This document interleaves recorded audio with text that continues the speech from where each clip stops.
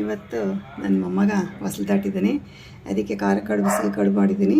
ಇವಾಗ ನೈವೇದ್ಯಕ್ಕೋಸ್ಕರ ಈ ಕಡುಬು ಮಾಡಿದ್ದೀನಿ.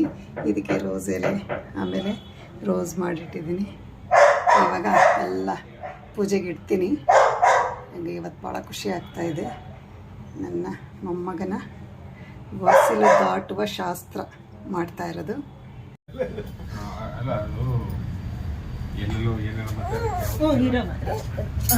ಚಂದಣಿ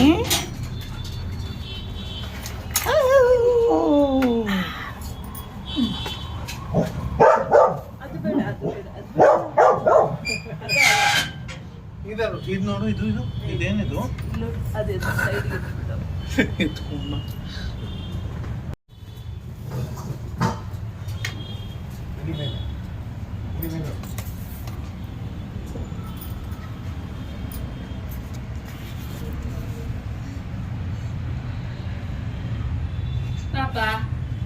ಪಾಪ ಚಿಟ್ಟಿ ಇಲ್ಲಿ, ಅಮ್ಮ ಇಲ್ಲಿ.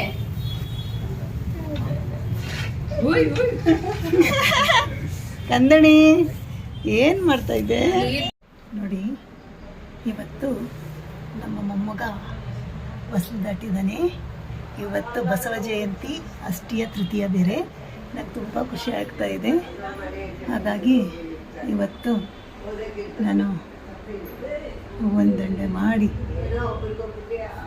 ಮಲ್ಲಿಗೆ ಮೊಗ್ಗಿನ ಜಡೆ ಮಾಡಿ, ಅದನ್ನು ಹಾರದ ಥರ ಮಾಡಿ ಹಾಕಿದ್ದೀನಿ ನೋಡಿ. ಇನ್ನು ನೀಟಾಗೆಲ್ಲ ಜೋಡಿಸ್ಬೇಕು. ಬಸ್ಲಿಗೆ ಹೂವಿನಲ್ಲಿ ಅರ್ಶಿನ ಕುಂಕುಮ ಹಾಕಿ ಕಡುಬಿಗೆ ಈ ಥರ ಅಲಂಕಾರ ಮಾಡಿದ್ದೀನಿ.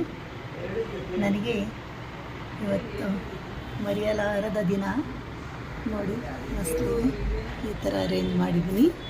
ಹೊರಗಡೆನೂ ಕೂಡ ಮಾಡಿದ್ದೆ, ಅದನ್ನು ನಾನು ನೆಕ್ಸ್ಟ್ ಇದರಲ್ಲಿ ತೋರಿಸ್ತೀನಿ ನೋಡಿ. ಚೆನ್ನಾಗಿ ಖುಷಿಯಾಗುತ್ತೆ ಮಾಡಿರೋದು.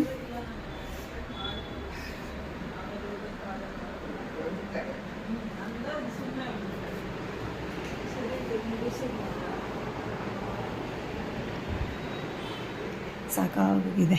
6 ಗಂಟೆಗೆ ಎದ್ದೋಳು, ಇವಾಗ 9 ಗಂಟೆ ಆಗ್ತದೆ. ಇನ್ನೂ ಕೆಲಸ ಆಗ್ತಾನೇ ಇದೆ. ಅಂತೂ ಈ ಕೆಲಸ ಆಯ್ತಲ್ಲ, ಅದೇ ಒಂದು ಖುಷಿ. ಯಾಕೆಂದರೆ ಕಡುಬು, ಖಾರ ಕಡುಬು, ಸಿಹಿ ಕಡುಬು ಎಲ್ಲ ಮಾಡಿದೆ. ಈಗ ನೈವೇದ್ಯಕ್ಕೆ ಇಡ್ತೀನಿ. ಈ ಸೊಪ್ಪು ಅದ್ರ ಮಧ್ಯದಲ್ಲಿ ಅದು ಬೇಗ ಬೇಗ ಮಾಡ್ತಾ ಇದ್ನಲ್ಲ, ಟೈಮ್ ಇರಲಿಲ್ಲ ಬಾಳೆ ಎಲ್ಲ ತಂದು ಮಾಡಲಿಕ್ಕೆ. ಅದಕ್ಕೆ ಅದನ್ನೇ ಇಟ್ಬಿಟ್ಟೆ ಇರಲಿಲ್ಲ ಅರ್ಜೆಂಟಲ್ಲಿ. ಏನು ಮಾಡೋದು? ಹಾಂ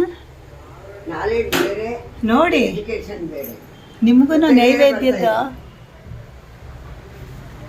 ಜೊತೆಗೆ ಬರ್ತಾ ಇದ್ದೀವಿ.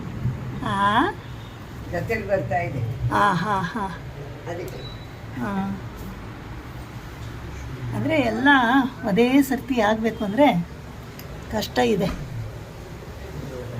ಅದು ಇದು ಬಾಬಾಗೋಸ್ಕರ ಪುಟ್ಟ ಹಾರ ಮಾಡಿದ್ದೀನಿ. ಪುಟ್ಟು ಹಾರ ಅಂತ ಅಂದ್ರೂ ಕೂಡ ಇದು 28 ಇಂಚಸ್ ಇದೆ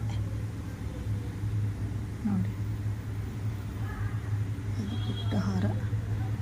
ಬಾಳೆ ಎಲೆ ತಂದು ಮಾಡಲಿಕ್ಕಾಗಿಲ್ಲ, ಟೈಮೂ ಇಲ್ಲ, ಪಾಪು ಇದೆ. ಹಾಗಾಗಿ ಇದನ್ನು ಇವಾಗ ನಾನು ಬಾಬಾಗೆ ಮುಡಿಸ್ತೀನಿ.